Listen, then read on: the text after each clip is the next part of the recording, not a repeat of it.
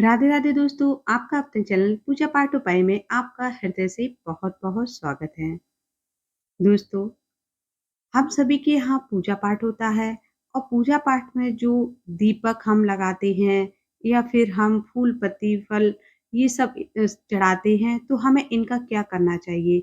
अभी अभी दीपावली हुई है तो हमारे सभी के घरों में बहुत सारे दीपक रखे हुए हैं। तो हम अब इनका क्या करें? क्या इनको हमें विसर्जित करना चाहिए या फिर कहीं हमें रख देना चाहिए? इस तरह के क्वेश्चन हमारे मन में बने ही रहते हैं।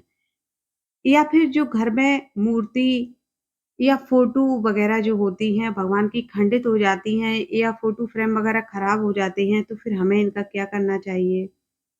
एक हमारे सब्सक्राइबर हैं, जिन्होंने पूछा है कि क्या फ़ोटो वग़ैरह को हम घर के गमले की मिट्टी में दबा सकते हैं? तो आज इस क्वेश्चन का भी आपको इसी वीडियो में आंसर मिलेगा। एक क्वेश्चन और है, पीपल या अन्य खुले स्थानों पर हम जब पूजा का सामान रख देते हैं, तो हमें इसके बदले में क्या मिलता है? आज इन सभी क्वेश्चन को इसी वीडियो में हम कवर करेंगे। तो वीडियो को पूरा देखिएगा, आपके बहुत काम आएगा और आपको यदि अच्छा लगे तो प्लीज़ इसको शेयर ज़रूर कीजिएगा और चैनल पर नए हैं तो चैनल को सब्सक्राइब भी कर लीजिएगा। वीडियो पसंद आए तो इसको लाइक भी कीजिएगा। तो सबसे पहले बात करेंगे कि घर के गमले में हम फ़ोटो या मिट्टी को फ़ोटो या जो पूजन का सामग्री होती है जैसे फूल पत्ती वग़ैरह होती हैं, तो क्या उसको हम दबा सकते हैं? तो इसका जवाब है हाँ। घर के गमले में या घर में जैसे आपके यहाँ कोई कच्ची ज़मीन है, तो आप उसको खोद करके और जो पूजन का सामान होता है उसको हम दबा सकते हैं। उसमें हम कोई भी पेड़-पौधा लगा सकते हैं, जिससे कि वो पेड़-पौधा बहुत अच्छा ग्रो भी करता है।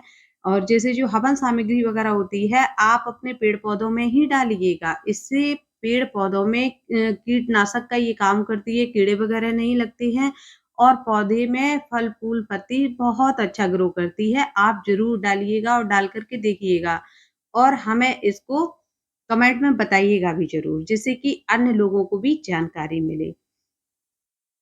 तो जो मेरी सब्सक्राइबर हैं, उनका ये सवाल था, तो मैंने उसका आंसर दिया है, तो आप निश्चिंत हो करके अपने घर के गमले की मिट्टी में ही जो फ़ोटो वगैरह हैं या पत्ती वगैरह निकलती हैं, उनको दबा सकती हैं। या पूजन का सामान वगैरह जो है, जो कि मतलब वैसा ना हो जिसमें कि पन्नी वगैरह का इस्तेमाल हुआ हो, तो आप दबा सकती हैं। या जैसे जो पट्ठा होता है गत्ता वगैरह होता है, ये भी मिट्टी में जा कर के थोड़े बहुत दिन बाद डिसॉल्व हो जाता है, तो आप इसको भी उसमें दबा सकती हैं। अगली बात आती है कि दिवाली के पूजन में या अन्य जो पूजा में हम मिट्टी का दीप लगाते हैं, तो हमें उसका क्या करना चाहिए? क्या दिवाली के दीपकों को हमें इधर-उधर रख देना चाहिए? तो ये बहुत मतलब बहुत ही उपयोगी प्रश्न है, क्योंकि हम सभी के यहाँ दीपावली का त्योहार हम मनाते हैं और उसमें से दीपक होते हैं और कहते हैं कि मिट्टी का दीपक है तो हमें दोबारा ही उसको उपयोग में नहीं लाना चाहिए। तो ये बात भी ठीक है, मिट्टी का कच्चा दीपक होता है, उसको हम एक बार ही उपयोग लाते हैं, उसके बाद हमें उसको विसर्जित कर देना चाहिए। अब विसर्जन के लिए जगह नहीं है तो क्या करें?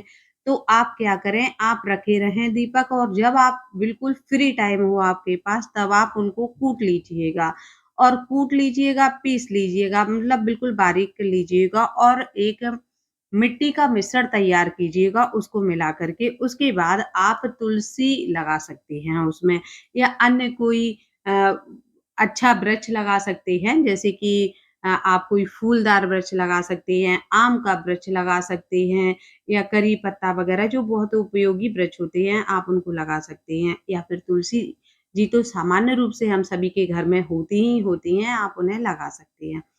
तो इससे होगा क्या कि जो दीपक हैं, जिनको हमने अपनी मनोकामना के साथ जलाया था, तो उससे हमारी जो मनोकामना थी वो पूरी हुई, भगवान के प्रति हमारा श्रद्धा भाव था, उसके उनके समर्पण के लिए मैंने जगाया था।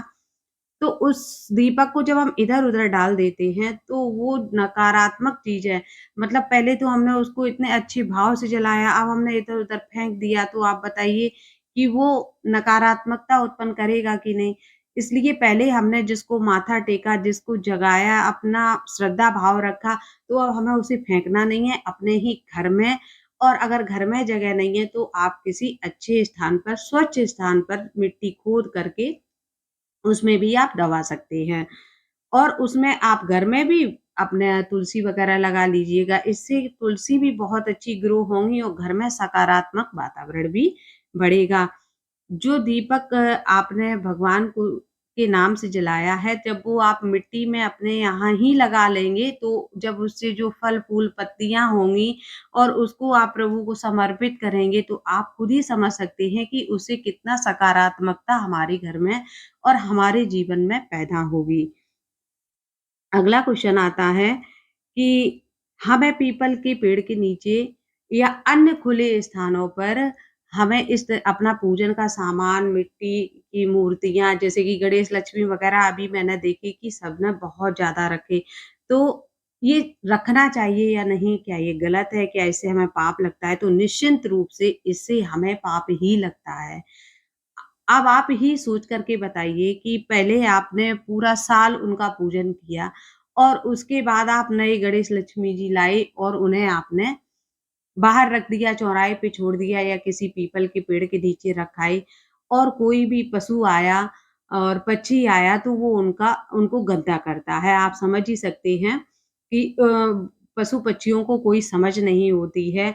अभी आपने उनको माथा टेका, सारा दिन आपने उनको पूजन किया, अपनी मनोकामनाएँ उनके सामने रखी और उन्होंने पूरी भी करी और पूरा साल आपने उनको धूप-दीप वगैरह किया और उसके बाद आप उन्हें ऐसी निर्जन जगह पे रखाएँ, तो ये बिल्कुल न्याहित गलत चीज़ है। आप ऐसा बिल्कुल भी ना करें। आप चाहें तो आप एक ही गणेश लक्ष्मी ले लें और उनका ही पूजन हमेशा करते रहें। आप धातु का ले लें, तो आपको हटाने की ज़रूरत ही नहीं पड़ेगी। और वैसे भी अगर मतलब आप नहीं हटाना चाहते हैं, तो आप मिट्टी के भी गणेश लक्ष्मी को पुनः पवित्र करके उनका पूजन कर सकते हैं। इसमें भी कोई वर्जित नहीं है। तो ठीक है, आज के बाद आप कभी भी खुले स्थान पर अपने देवी-देवताओं का या फिर पूजा का सामान जो होता है और देवी-देवताओं की मूर्ति जो है या भले ही वो खंडित हो गई हैं, तो उन्हें ऐसे ही पीपल के वृक्ष के नीचे या किसी भी वृक्ष के नीचे खुले में बिल्कुल भी मत छोड़ना। इससे आपके जीवन में दरिद्रता आएगी, नकारात्मकता आएगी, आपके घर में वास्तु दोष उत्पन्न होगा और आप बीमारी से हमेशा ही ग्रसित बने रहेंगे, दिमागी रूप से परेशान रहेंगे। आप ना माने तो आप स्वयं में अभी वीडियो देख रहे हैं, आप अपना रियलाइज़ कीजिएगा इस चीज़ को, इस चीज़ का अनुभव कीजिएगा तो आपको आंसर स्वतः ही प्राप्त हो जाएगा। तो ऐसी भूल, भूल कर भी ना करें। मैंने दोस्तों आपके साथ एक वीडियो पहले ही शेयर किया है कि हमें पूजन के सामान को किस तरीके से विसर्जित करना चाहिए जिससे कि हमें कोई पाप भी नहीं लगता है। तो आप चैनल पर जाकर के उसको देख सकते हैं और इस वीडियो के डिस्क्रिप्शन में भी मैं उसका लिंक दे दूँगी तो आप देख सकते हैं। मैंने उसमें बहुत ही अच्छे तरीके से बताया है कि पूजन का सामान हमें किस तरीके से विसर्जित करना है। भूमिगत विसर्जन हमें कैसे करना है या नहर, नदी में हमें किस तरीके से विसर्जन करना है, ये सब आप उसमें देख सकते हैं।